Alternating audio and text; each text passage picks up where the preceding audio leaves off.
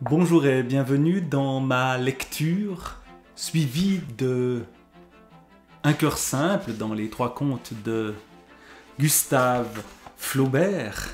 Un cœur simple, le voici, le titre de cette longue nouvelle en 5 chapitres. On va entrer dans le cœur de cette nouvelle avec le chapitre 3. On avait fait connaissance dans le premier chapitre avec Félicité, et puis on avait assisté à certains moments de sa vie de servante chez Madame Aubin, vie assez banale, vie où il ne se passait pas grand-chose. Va-t-il se passer quelque chose dans le chapitre 3? Je vais, comme d'habitude, lire sans coupure le texte, puis m'arrêter de temps en temps en commentant quand je sens le besoin de le faire. Quand elle avait fait à la porte une génuflexion, elle s'avançait sous la haute nef entre la double ligne des chaises, ouvrait le banc de Madame Aubin, s'asseyait et promenait ses yeux autour d'elle.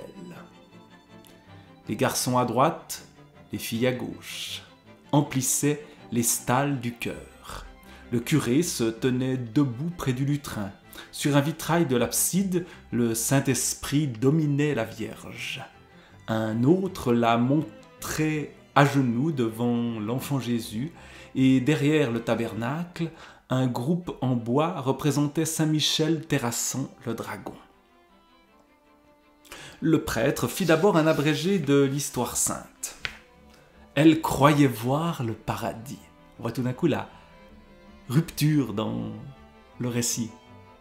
Le prêtre qui fait donc un abrégé de l'histoire sainte, elle croyait voir le paradis.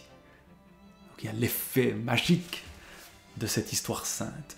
Elle croyait voir le paradis, le déluge, la tour de Babel, des villes en flammes, des peuples qui mouraient, des idoles renversées. Tout d'un coup, il y a quelque chose de fantastique qui apparaît. C'est son rêve. Cette personne ici, croyante, religieuse, eh bien, elle a un côté presque Madame Bovary rêvant de ce bal auquel elle avait assisté. Et elle garda de cet éblouissement le respect du Très-Haut et la crainte de sa colère. Puis elle pleura en écoutant la Passion. Pourquoi l'avait-il crucifié, lui qui chérissait les enfants, nourrissait les foules, guérissait les aveugles, et avait voulu par douceur naître au milieu des pauvres sur le fumier d'une étable? Les semailles, les moissons, les pressoirs, toutes ces choses familières dont parle l'Évangile se trouvaient dans sa vie. Le passage de Dieu les avait sanctifiés, et elle aima plus tendrement les agneaux par amour de l'agneau, avec la différence ici que le deuxième agneau a une majuscule. Les colombes à cause du Saint-Esprit. On voit cette foi du charbonnier, comme on dit, cette foi très concrète, très naïve aussi. Et Flaubert, qui n'est pas un grand chrétien, je crois, s'en moque quand même un peu ici. Elle avait peine à imaginer sa personne, car il n'était pas seulement oiseau, donc le Saint-Esprit. Voilà. Comment se représenter le Saint-Esprit? Il n'était pas seulement oiseau, mais encore un feu, et d'autres fois un souffle. C'est peut-être sa lumière qui voltige la nuit au bord des marécages, son haleine qui pousse les nuées, sa voix qui rend les cloches harmonieuses. Et elle demeurait dans une adoration, jouissant de la fraîcheur des murs et de la tranquillité de l'église. Quant au dogme, elle n'y comprenait rien, ne tâcha même pas de comprendre. Le curé discourait, les enfants récitaient, elle finissait par s'endormir, et se réveillait tout à coup quand ils faisaient en s'en allant claquer leurs sabots sur les dalles. Ce fut de cette manière, à force de l'entendre, qu'elle apprit le catéchisme, son éducation religieuse ayant été négligée dans sa jeunesse. Et dès lors, elle imita toutes les pratiques de Virginie, jeûnait comme elle, se confessait avec elle. À la fête Dieu, elles firent ensemble un reposoir. Quelque chose de presque enfantin chez Félicité.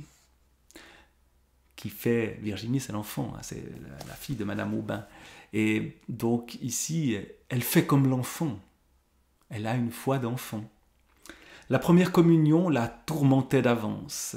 Elle s'agita pour les souliers, pour le chapelet, pour le livre, pour les gants. Avec quel tremblement elle aida sa mère à l'habiller. Pendant toute la messe, elle éprouva une angoisse. Monsieur Bourret lui cachait un côté du cœur, mais juste en face, le troupeau des vierges, là on voit une certaine ironie, qui n'est pas celle de Félicité, mais celle de Flaubert, de toute évidence, le troupeau des vierges portant des couronnes blanches par-dessus leurs voiles abaissés formait comme un champ de neige. Là, tout d'un coup, l'image devient presque kitsch.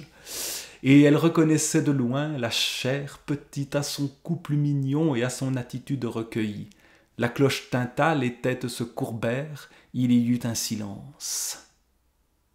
Aux éclats de l'orgue, les chantres et la foule entonnèrent l'Agnus Dei.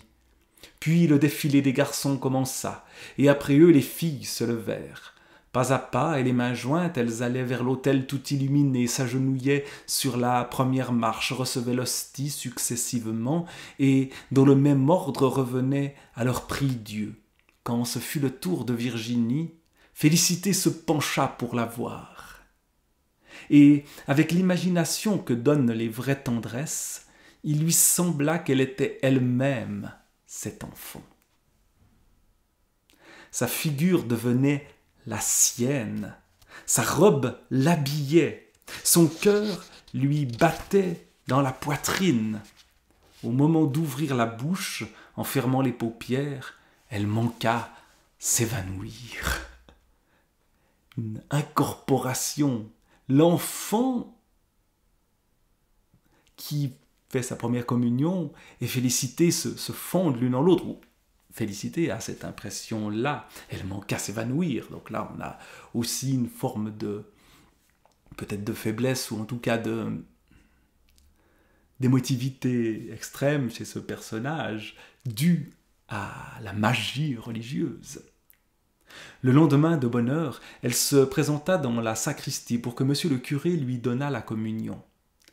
Elle la reçut dévotement, mais n'y goûta pas les mêmes délices.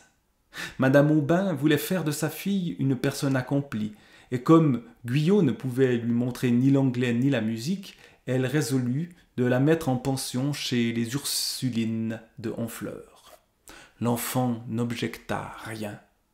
Félicité soupirait, trouvant madame insensible. Puis elle songea que sa maîtresse, peut-être, avait raison. Ces choses dépassaient sa compétence. Enfin, un jour, une vieille tapissière s'arrêta devant la porte, et il en descendit une religieuse qui venait chercher mademoiselle. Félicité monta les bagages sur l'impériale, fit des recommandations au cocher et plaça dans le coffre 6 pots de confiture et une 12aine de poires avec un bouquet de violettes. Virginie, au dernier moment, fut prise d'un grand sanglot. Elle embrassait sa mère qui la baisait au front en répétant « Allons, du courage, du courage !» Le marchepied se releva, la voiture partit. Alors Madame Aubin eut une défaillance. Et le soir, tous ses amis, le ménage Lormeau, Madame Le Chapetois, ces demoiselles Rochefeuille, Monsieur de Houppeville et Bourret se présentèrent pour la consoler. Personne ne vient consoler Félicité, qui pourtant doit souffrir aussi. La privation de sa fille lui fut d'abord très douloureuse, mais 3 fois la semaine, elle en recevait une lettre. Les autres jours, lui écrivait, se promenait dans son jardin, lisait un peu, et de cette façon comblait le vide des heures. Le matin, par habitude, Félicité entrait dans la chambre de Virginie et regardait les murailles. Elle s'ennuyait de n'avoir plus à peigner ses cheveux, à lui lasser ses bottines, à la border dans son lit, et de ne plus voir continuellement sa gentille figure, de ne plus la tenir par la main quand elles sortaient ensemble. Il y a un aspect maternel chez cette Félicité qui n'a pas d'enfant ou qui n'a qu'une enfant par procuration. Dans son désœuvrement, elle essaya de faire de la dentelle. Ses doigts trop lourds cassaient les fils. Elle n'entendait à rien, avait perdu le sommeil, suivant son mot, était minée. Pour se dissiper, elle demanda la permission de recevoir son neveu Victor. Il arrivait le dimanche après la messe, les joues roses, la poitrine nue et sentant l'odeur de la campagne qu'il avait traversée. Tout de suite, elle dressait son couvert. Ils déjeunaient l'un en face de l'autre, et mangeant elle-même le moins possible pour épargner la dépense, elle le bourrait tellement de nourriture qu'il finissait par s'endormir. Ces femmes qui font manger, il faut me finir ça. Il faut manger. C'est quelque chose qui est très ancré dans la mentalité des campagnes encore maintenant. Ils déjeunaient l'un en face de l'autre. Non, ça je l'ai déjà lu, allons un peu plus loin. Au premier coup des vêpres, toujours le rythme religieux qui donne à la vie son cadre. Au premier coup des vêpres, elle le réveillait, brossait son pantalon, nouait sa cravate et se rendait à l'église, appuyée sur son bras, dans un orgueil maternel. Et le mot maternel, évidemment, n'est pas dû au hasard ici. Ses parents le chargeaient toujours d'en tirer quelque chose, soit un paquet de cassonade, du savon, de l'eau de vie, parfois même de l'argent. Il apportait ses nids par accommoder, et elle acceptait cette besogne, heureuse d'une occasion qui le forçait à revenir. Au mois d'août, son père l'emmena au cabotage. C'était l'époque des vacances. L'arrivée des enfants la consola, mais Paul devenait capricieux et Virginie n'avait plus l'âge d'être tutoyée, ce qui mettait une gêne, une barrière entre elles. La barrière sociale, évidemment, qui se recrée quand les maîtres ne sont plus des enfants. Victor alla successivement à Morlaix, à Dunkerque et à Brighton. Au retour de chaque voyage, il lui offrait un cadeau. La première fois, ce fut une boîte en coquille, la seconde, une tasse à café, la troisième, un grand bonhomme en pain d'épices. Et reprenons nos esprits, il embellissait, avait la taille bien prise, un peu de moustache, de bons yeux francs et un petit chapeau de cuir placé en arrière comme un pilote. Il l'amusait en lui racontant des histoires mêlées de termes marins.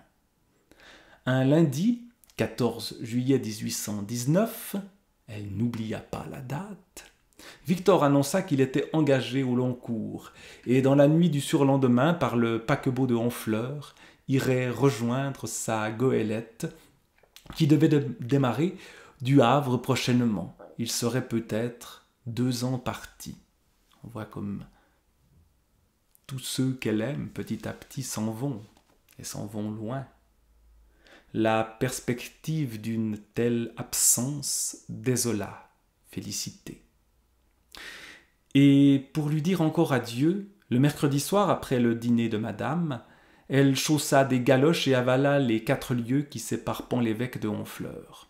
Quand elle fut devant le calvaire, au lieu de prendre à gauche, elle prit à droite, se perdit dans des chantiers, revint sur ses pas. Des gens qu'elle accosta l'engagèrent à se hâter. Elle fit le tour du bassin rempli de navires, se heurtait contre des amarres. Puis le terrain s'abaissa, des lumières s'entrecroisèrent et elle se crut folle en apercevant des chevaux dans le ciel. Au bord du quai, d'autres hennissaient, effrayés par la mer. Un palon qui les enlevait les descendait dans un bateau où des voyageurs se bousculaient entre les barriques de cidre, les paniers de fromage, les sacs de grains. On entendait chanter des poules, le capitaine jurait, et un mousse restait accoudé sur le bossoir, indifférent à tout cela.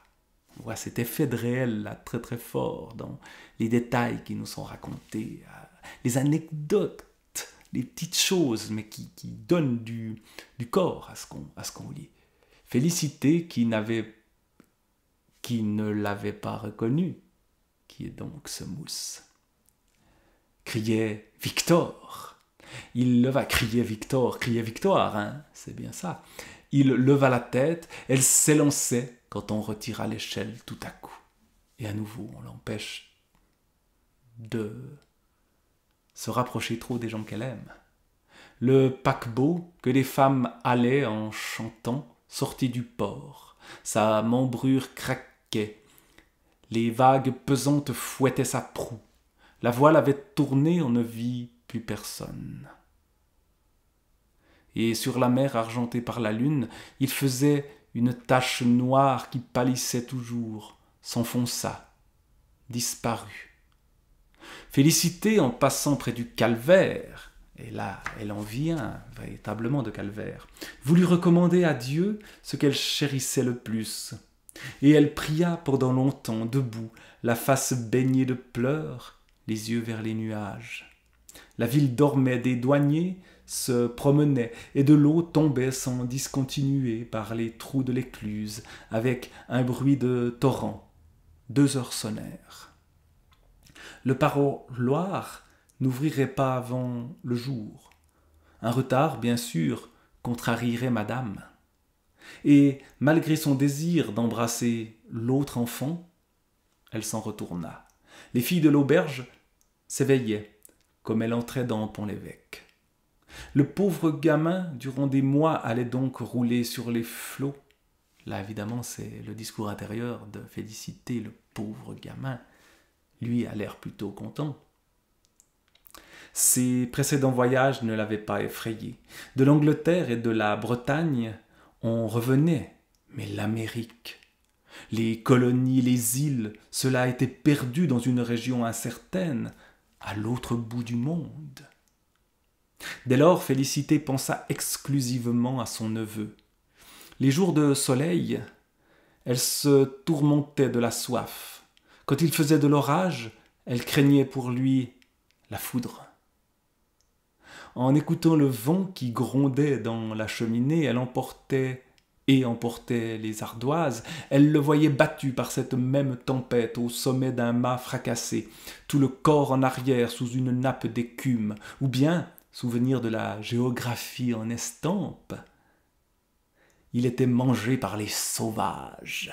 Pris dans un bois par des singes, se mourait le long d'une plage déserte, et jamais elle ne parlait de ses inquiétudes. Elle vit à travers les autres, cette Félicité, à travers les récits, la géographie en estampe qu'on apprenait aux enfants de Madame Aubin. Madame Aubin en avait d'autres sur sa fille. Les bonnes sœurs trouvaient qu'elle était affectueuse mais délicate. La moindre émotion l'énervait. Il fallut abandonner le piano. Sa mère exigeait du couvent une correspondance réglée.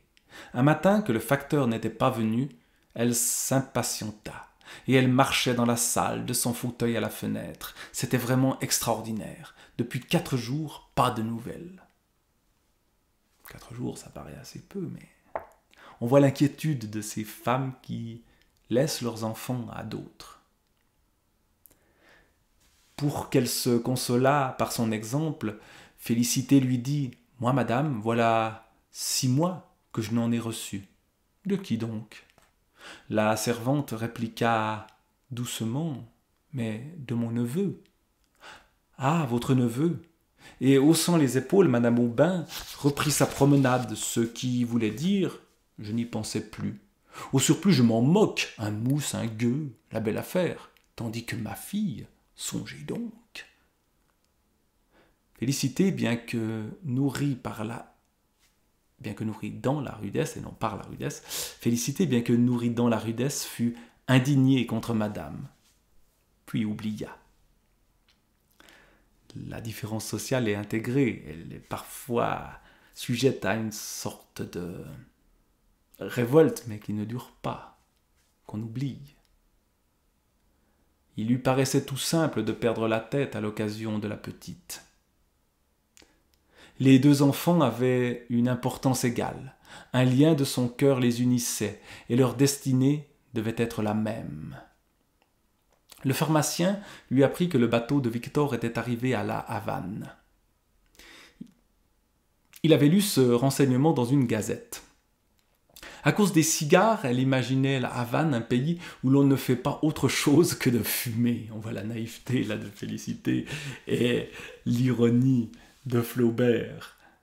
Un pays où l'on ne faisait pas autre chose que de fumer. Et Victor circulait parmi les nègres dans un nuage de tabac. On voit l'image naïve et évidemment très loin de la réalité sans doute de Félicité. Pouvait-on, en cas de besoin, s'en retourner par terre? À quelle distance était-ce de Pont-l'Évêque? Pour le savoir, elle interrogea Monsieur Bourret. Il atteignit son atlas, puis commença des explications sur les longitudes, et il avait un beau sourire de cuistre devant l'ahurissement de Félicité. Là, on a une sorte de tableau, le sourire du cuistre et l'ahurissement de la servante Félicité. Ensuite, avec son porte-crayon, il indiqua dans les découpes d'une tache ovale un point noir imperceptible, en ajoutant « Voici ». Elle se pencha sur la carte. Ce réseau de lignes coloriées fatiguait sa vue, sans lui rien apprendre. Et Bourret, l'invitant à dire ce qui l'embarrassait, elle le pria de lui montrer la maison où demeurait Victor. Bourret leva les bras, il éternua, rit énormément. Une candeur pareille excitait sa joie, et Félicité n'en comprenait pas le motif.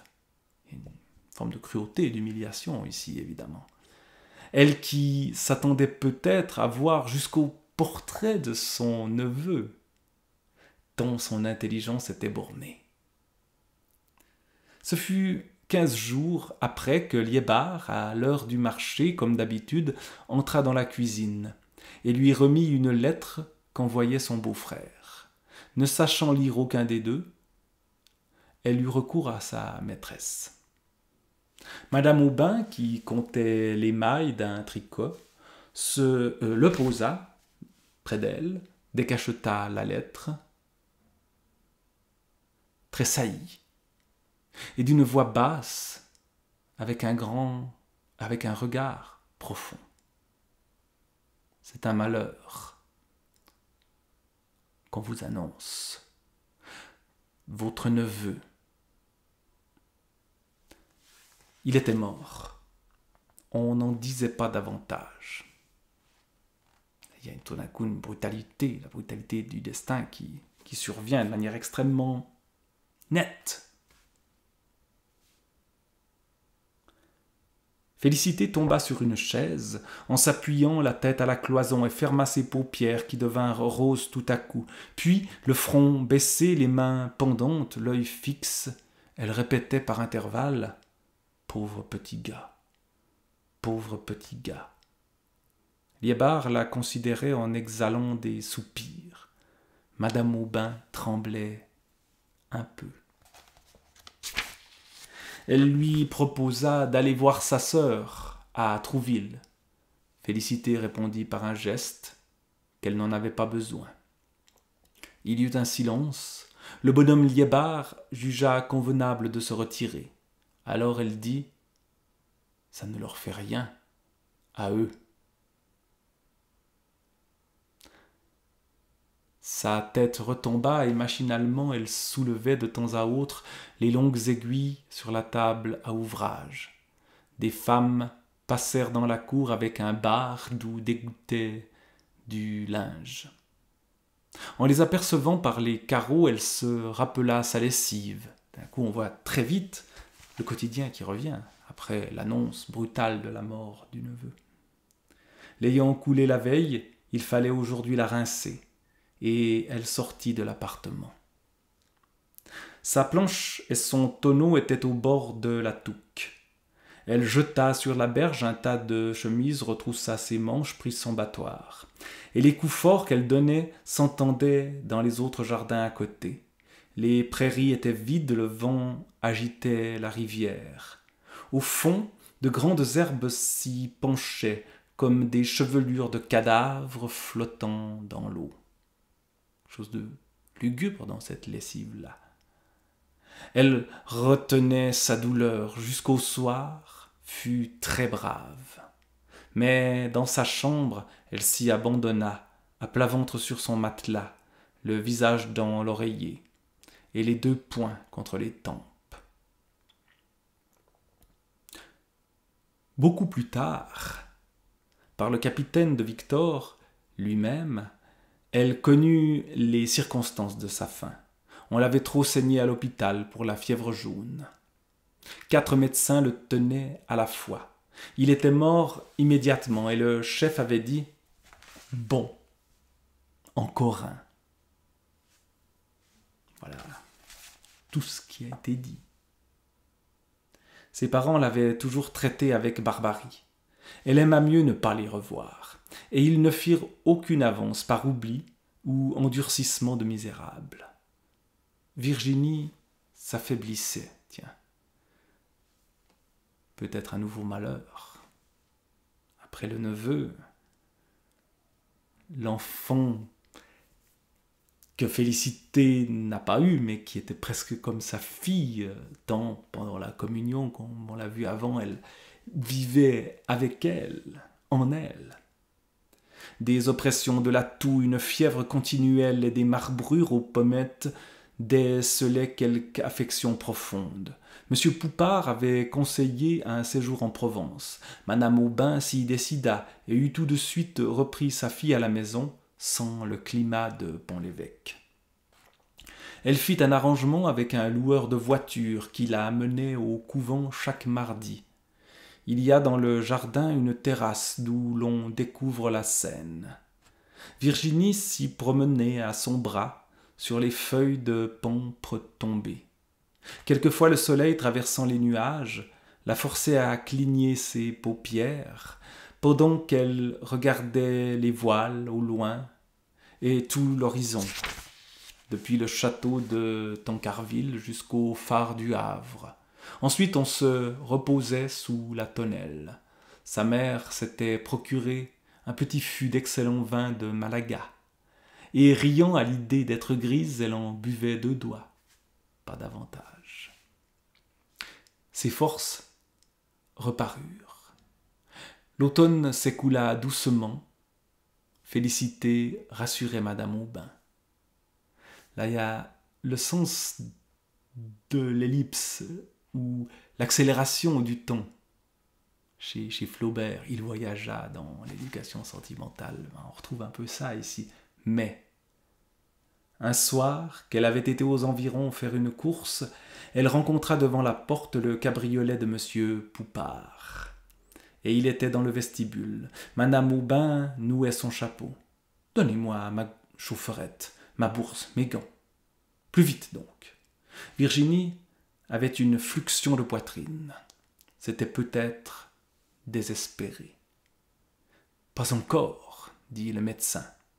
Et tous deux montèrent dans la voiture sous des flocons de neige qui tourbillonnaient. La nuit allait venir. Il faisait très froid. Félicité se précipita dans l'église pour allumer un cierge, puis elle courut après le cabriolet qu'elle rejoignit 1 heure plus tard, sauta légèrement par derrière, où elle se tenait aux torsades quand une réflexion lui vint. La cour n'était pas fermée. Si des voleurs s'introduisaient, et elle descendit. On voit toujours ce côté, il faut penser aux choses concrètes, il faut penser au travail, on n'a pas le temps de philosopher. D'ailleurs, on ne sait pas philosopher, donc, est-ce que j'ai oublié de fermer? Est-ce que je dois faire la lessive, etc. Le lendemain dès l'aube, évidemment, ce lendemain dès l'aube, il y a surtout que ça se passe dans la même région, Un écho du poème de Victor Hugo, demain dès l'aube, à l'heure où blanchit la campagne. Annonciateur peut-être de malheur. Le lendemain dès l'aube, elle se présenta chez le docteur. Il était rentré et reparti à la campagne. Puis elle resta dans l'auberge, croyant que des inconnus apporteraient une lettre. Enfin, au petit jour, elle prit la diligence de Lisieux. Le couvent se trouvait au fond d'une ruelle escarpée. Vers le milieu, elle entendit des sons étranges, un glas de mort. « C'est pour d'autres, » pensa-t-elle, et Félicité tira violemment le marteau. Au bout de plusieurs minutes, des savates se traînèrent, la porte s'entrebâilla, et une religieuse parut. La bonne sœur, avec un air de componction, dit qu'elle venait de passer. En même temps, le glas de Saint-Léonard redoublait. Félicité parvint au second étage. Dès le seuil de la chambre, elle aperçut Virginie étalée sur le dos, les mains jointes, la bouche ouverte et la tête en arrière, sous une croix noire, s'inclinant vers elle, entre les rideaux immobiles, moins pâle que sa figure. Madame Aubin, au pied de la couche qu'elle tenait dans ses bras, poussait des hoquets d'agonie. Au pied de la couche, on l'a déjà dit, et hoquets d'agonie, l'agonie évidemment c'est celle de Virginie. La supérieure était debout à droite. 3 chandeliers sur la commode faisaient des taches rouges et le brouillard blanchissait les fenêtres. Des religieuses emportèrent Madame Aubin. Pendant 2 nuits, Félicité ne quitta pas la morte. On a le 2e coup du malheur. Après la mort du neveu, la mort de Virginie. Elle répétait les mêmes prières, jetait de l'eau bénite sur les draps, revenait s'asseoir et la contemplait. À la fin de la première veille, elle remarqua que la figure avait jauni, les lèvres bleuirent, le nez se pinçait, les yeux s'enfonçaient. Toujours ce détail un peu glauque ici, un peu assez sombre, assez terrible. Elle les baisa plusieurs fois et n'eut pas éprouvé un immense étonnement si Virginie les eût rouverts. Pour de simples âmes, le surnaturel est tout simple. On voit ce simple qui revient, cette simplicité de Félicité, même si là, elle semble peut-être pas forcément porter bien son nom, Félicité, quoique.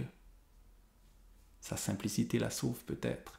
Elle fit sa toilette, l'enveloppa de son linceul, la descendit dans sa bière, lui posa une couronne, étala ses cheveux. Ils étaient blonds et extraordinaires de longueur à son âge. Félicité en coupa une grosse mèche dont elle glissa la moitié dans sa poitrine, résolue à ne jamais s'en dessaisir. Le corps fut ramené à Pont-l'Évêque, suivant les intentions de Madame Aubin, qui suivait le corbillard dans une voiture fermée. Après la messe, il fallut encore 3/4 d'heure pour atteindre le cimetière. Paul marchait en tête et sanglotait. Monsieur Bourret était derrière. Ensuite, les principaux habitants, les femmes couvertes de mantes noires et Félicité. Elle songeait à son neveu, et n'ayant pu lui rendre ses honneurs, avait un surcroît de tristesse, comme si on l'eût enterré avec l'autre. Le désespoir de Madame Aubin fut illimité. D'abord, elle se révolta contre Dieu, le trouvant injuste de lui avoir pris sa fille, elle qui n'avait jamais fait de mal, mais dont la conscience était si pure. Mais non, elle aurait dû l'emporter dans le Midi. D'autres docteurs l'auraient sauvée. Elle s'accusait, voulait la rejoindre, criait en détresse au milieu de ses rêves. Un surtout l'obsédait. Son mari, costumé comme un matelot, revenait d'un long voyage et lui disait en pleurant qu'il avait reçu l'ordre d'emmener Virginie. Alors, ils se concertaient pour découvrir une cachette quelque part. Une fois, elle rentra du jardin bouleversée. Tout à l'heure, elle montrait l'endroit. Le père et la fille lui étaient apparus l'un auprès de l'autre, et ils ne faisaient rien. Ils la regardaient. Pendant plusieurs mois, elle resta dans sa chambre, inerte. Félicité la sermonnait doucement. Il fallait se conserver pour son fils et pour l'autre, en souvenir d'elle. Elle, reprenait madame Aubin, comme se réveillant. Ah oui, oui, vous ne l'oubliez pas. Allusion au cimetière qu'on lui avait scrupuleusement défendu. Félicité tous les jours s'y rendait. À 4 heures précises, elle passait au bord des maisons, montait la côte, ouvrait la barrière et arrivait devant la tombe de Virginie. C'était une petite colonne de marbre rose avec une dalle dans le bas et des chênes autour enfermant un jardinet. Les plates-bandes disparaissaient sous une couverture de fleurs. Elle arrosait leurs feuilles, renouvelait le sable, se mettait à genoux pour mieux labourer la terre. On en a vu tellement de ces femmes dans les cimetières qui vont arroser les fleurs de leur mari, de leur père, de leur mère, de leurs enfants, ou d'autres. C'est quelque chose qui j'allais dire, tient presque de l'universel. Et c'est vraiment des femmes, rarement des hommes. Madame Aubin, quand elle put y venir, en éprouva un soulagement, une espèce de consolation. Puis des années s'écoulèrent, à nouveau le sens de l'ellipse, des années s'écoulèrent. On s'est arrêté sur quelque chose qui avait lieu tous les jours. Des années s'écoulèrent, toutes pareilles, et sans autres épisodes que le retour des grandes fêtes, Pâques, l'Assomption, la Toussaint. Des événements intérieurs faisaient une date, où l'on se reportait plus tard. Ainsi, en 1825, 2 vitriers badigeonnèrent le vestibule.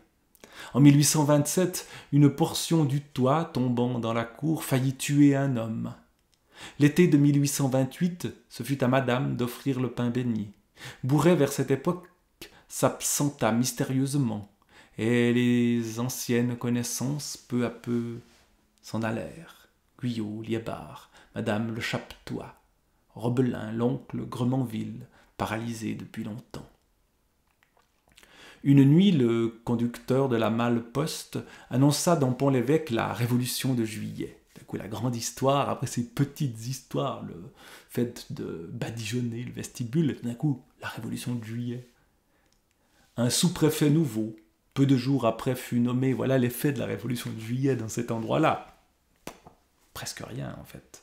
Le baron de Larsonnière, ex-consul en Amérique, et qui avait chez lui, outre sa femme, sa belle-sœur avec 3 demoiselles, assez grandes déjà. On les apercevait sur leur gazon habillés de blouses flottantes. Elles possédaient un nègre et un perroquet. Le perroquet, évidemment, on va le retrouver par la suite. Il est là, sur la couverture. Madame Aubin eut leur visite et ne manqua pas de la rendre. Du plus loin qu'elle paraissait, Félicité accourait pour la prévenir. Mais une chose était seule capable de l'émouvoir, les lettres de son fils. Il ne pouvait suivre aucune carrière étant absorbé dans les estaminets. Elle lui payait ses dettes, il en refaisait d'autres, et les soupirs que poussait madame Aubin, en tricotant près de la fenêtre, arrivait à Félicité, qui tournait son rouet dans la cuisine. Encore une image figée, quoi. Ici, le fils qui boit, madame Aubin qui pousse des soupirs, qui tricote, Félicité, son rouet. Vraiment une image, une sorte de tableau rustique et triste. Elles se promenaient ensemble le long de l'espalier et causaient toujours de Virginie, se demandant si telle chose lui aurait plu en telle occasion, ce qu'elle eût dit probablement. Toutes ces petites affaires occupaient un placard dans la chambre à 2 lits. Madame Aubin les inspectait le moins souvent possible. Un jour d'été, elle se résigna, et des papillons s'envolèrent de l'armoire.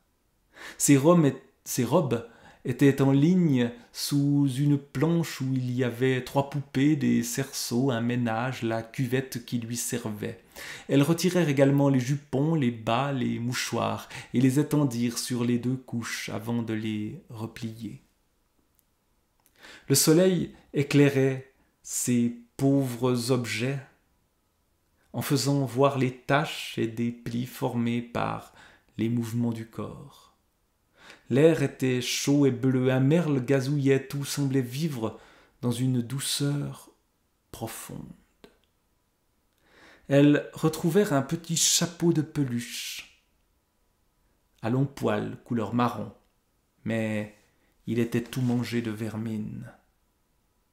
Félicité le réclama pour elle-même.